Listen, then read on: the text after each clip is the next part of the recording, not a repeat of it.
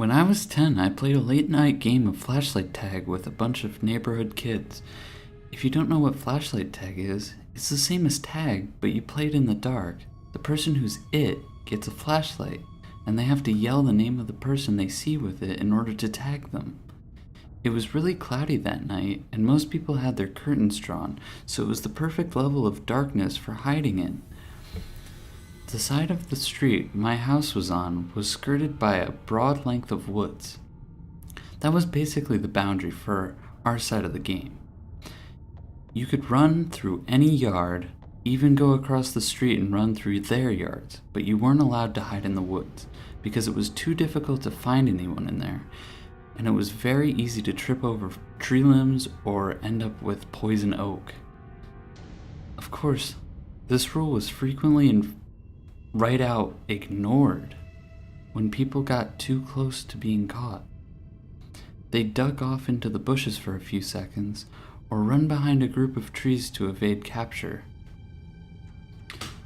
I don't remember who was it at the time, but I was hiding in a backyard 2 houses down from my house. The family that lived there had a little playhouse for their daughter, a swing set, and a doghouse, but no dog. I would periodically duck into the doghouse whenever I saw the flashlight's searching beam approaching. Those of us trying to hide from the it person liked to spook each other in the dark by jumping out of nowhere and making each other scream, giving away our positions. I thought I knew where the it guy was, but I got comfortable hanging out on the swing set. Suddenly, a person with a flashlight came around the corner of the house and angled it almost directly at me. I jumped and ran for the edge of the woods. When I got there, I hovered in case they saw me and were going to yell at me for cheating. The beam of light seemed to explore the swing set where I was, then came in my direction. But there was no sense of hurry to it at all. And I wondered for a second if maybe I had attracted the attention of a homeowner. Most people on the block knew we were out playing flashlight tag, but you never can be sure that someone won't get nervous if you stay in their yard long enough. So I crouched down in the grass and waited to see who it was. They shined the light right in my face, and I tried to cover with my hand to avoid identification. The creepy thing was, they never said anything at all. Just shined that light on me. "You got me," I exclaimed, hoping that if it was a homeowner, they'd realize I thought they were the flashlight tagger. Then I realized that 2 houses down, people were yelling, and there was the it guy's flashlight beam chasing them around. I stood up and tried to see who was shining the light on me. They just stood there, not moving, not saying anything. I felt a little freaked out. "If you don't want us playing in your yard, I'll go tell them it's off limits, okay?" The person started walking towards me.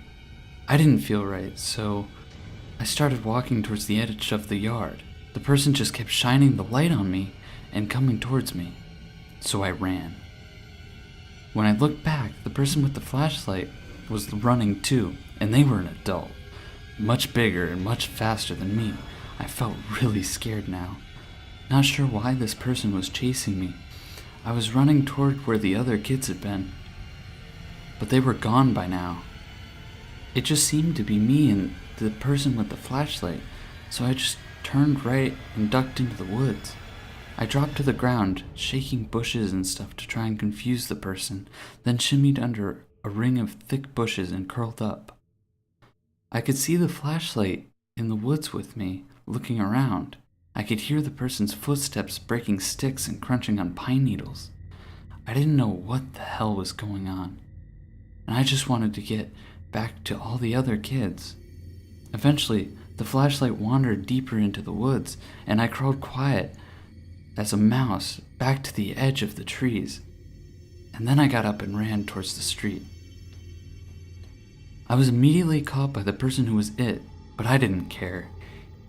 He yelled loud that I was it, and I tried to tell him that there was someone else with a flashlight wandering around in the woods, but he took off into the dark yelling, "No tag backs." "Don't go into the woods," I yelled, but nobody responded. Of course, anyone who heard me would just assume I was talking about not cheating at the game. But I was sincerely worried about the person wandering around in them. Of course, now I had a flashlight of my own, so I thought I should go and see if I can find out who that was, just to make myself feel better. I went back behind the house I'd come from, and a bunch of laughing shadows scampered out of sight into the neighbor's yard. I ignored them and headed straight for the trees.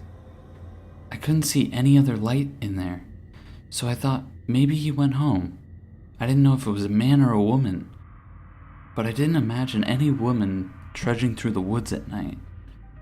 So I went about playing the game again, albeit anxious because of the lingering thought that there was someone wandering in the woods who didn't seem to be playing the game with us.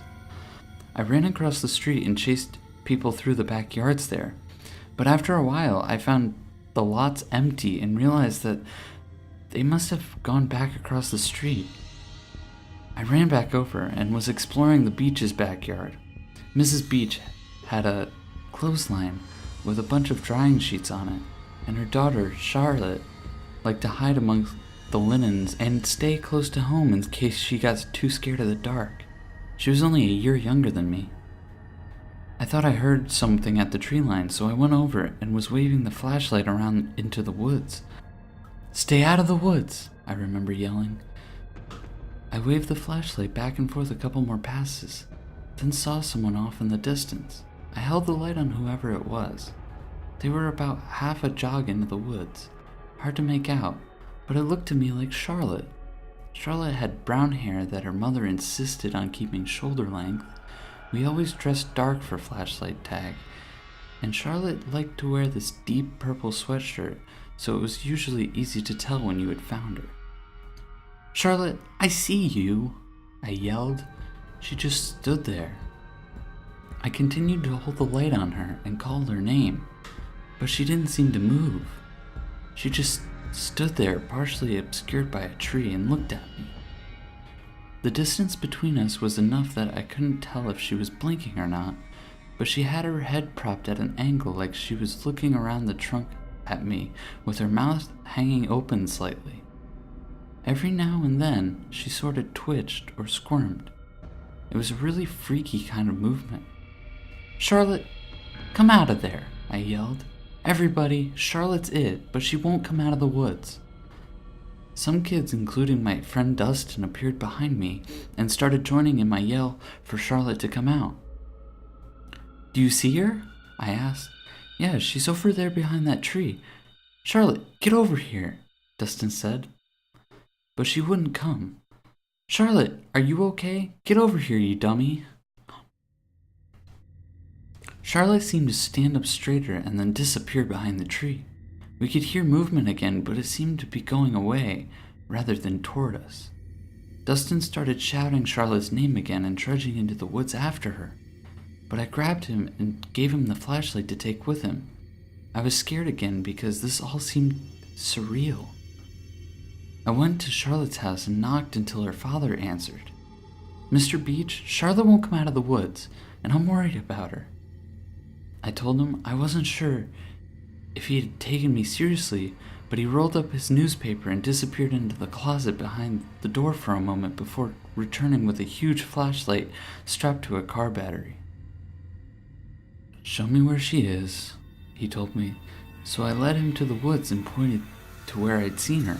"She was right there," I said, "by a tree, but she wouldn't come out, and she was acting like she was sick or something." A bunch of other kids kept calling, "Charlotte, Charlotte," and I could see Dustin's flashlight beam moving around through the trees.